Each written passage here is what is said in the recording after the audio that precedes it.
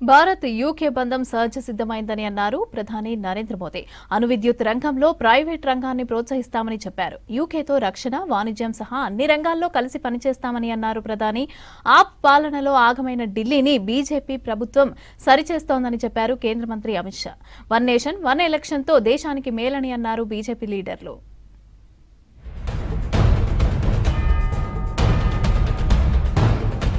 United కింగ్డమ్తో కలిసి పనిచేయడానికి భారత్ సిద్ధంగా ఉందన్నారు ప్రధాని నరేంద్ర మోదీ.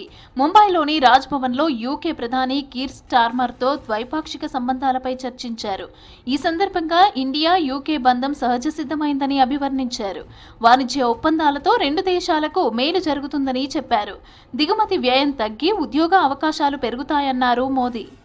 मौजूदा वैश्विक अस्थिरता के दौर में भारत और यूके के बीच ये बढ़ती हुई साझेदारी ग्लोबल स्टेबिलिटी और आर्थिक प्रगति का एक महत्वपूर्ण आधार बनी रही है. हम यूके की इंडस्ट्रियल एक्सपर्टाइज R&D को भारत के टैलेंट और स्केल के साथ जोड़ने पर काम कर रहे हैं. అణువిద్యుత్ రంగంలో ప్రైవేటు రంగానికి అనుమతి ఇస్తున్నట్లు ప్రకటించారు ప్రధాని మోదీ. ముంబైలోని జియో వరల్డ్ సెంటర్లో జరిగిన గ్లోబల్ ఫిన్ టెక్ ఫెస్ట్ కి యూకే ప్రధాని కీర్ స్టార్మర్ తో కలిసి హాజరయ్యారు. భారత అభివృద్ధి ప్రయాణంలో యూకే భాగస్వామ్యం కావాలని ఆహ్వానించారు. భారత ఆర్థిక వ్యవస్థలో అనేక సంస్కరణలు చేపడుతున్నట్లు చెప్పారు మోదీ. आज भारत में डिजिटल पेमेंट्स एक रूटीन बन चुका है. आप यूपीए के ट्रांजैक्शन ही देखिए. आज हर महीने 20 बिलियन ट्रांजैक्शंस हो रहे हैं. आज दुनिया के हर 100 रियल टाइम डिजिटल ट्रांजैक्शन में से 50 अकेले भारत में होते हैं. రక్షణ, ఆర్థిక, టెక్నాలజీ సహా పలు రంగాల్లో కీలక ఒప్పందాలకు రెండు దేశాలు ఆమోదం తెలిపాయి. ఇండియా, యూకే మధ్య లైట్ వెయిట్ మల్టీ రోల్ క్షిపణుల ఒప్పందం కుదిరింది. దీని విలువ $468 మిలియన్ ఉంటుందని తెలిపారు. ఈ LMM మిసైల్స్ ను బ్రిటన్ ప్రభుత్వం భారత్ కు అందించనుంది.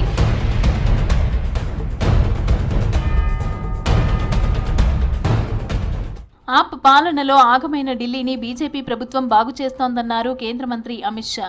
ఆప్ అవినీతి పాలనలో అన్ని రంగాల్లో అవినీతి జరిగిందని ఆరోపించారు. ఢిల్లీలో కాలుష్య నియంత్రణకు చర్యలు చేపట్టామని చెప్పారు. జీఎస్టీ రేట్ల తగ్గింపుతో ఈసారి దేశ ప్రజలు డబుల్ దీపావళి జరుపుకోవాలన్నారు అమిత్ షా. मोदी जी ने वादा किया था, मैं आपको भरोसा दिलाता हूं कि लोकसभा के चुनाव के पहले यमुना जी को हम स्वच्छ करने का काम पूरा कर देंगे. వన్ నేషన్ వన్ ఎలక్షన్ అనేది దేశానికి అవసరమన్నారు కేంద్ర మంత్రి శివరాజ్ సింగ్ చౌహాన్. దేశంలో తరచూ ఎన్నికలు జరగడంతో దేశాభివృద్ధికి ఆటంకం కలుగుతోందని చెప్పారు. లోక్సభ, అసెంబ్లీ ఎన్నికలు ఒకేసారి నిర్వహించేలా రాజ్యాంగ సవరణ తేవాల్సిన అవసరం ఉందన్నారు శివరాజ్ సింగ్.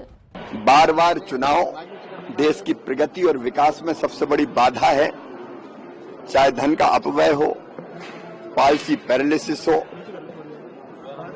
देश के हित के बड़े फैसले हो और विकास हो, सब इससे बाधित होता है.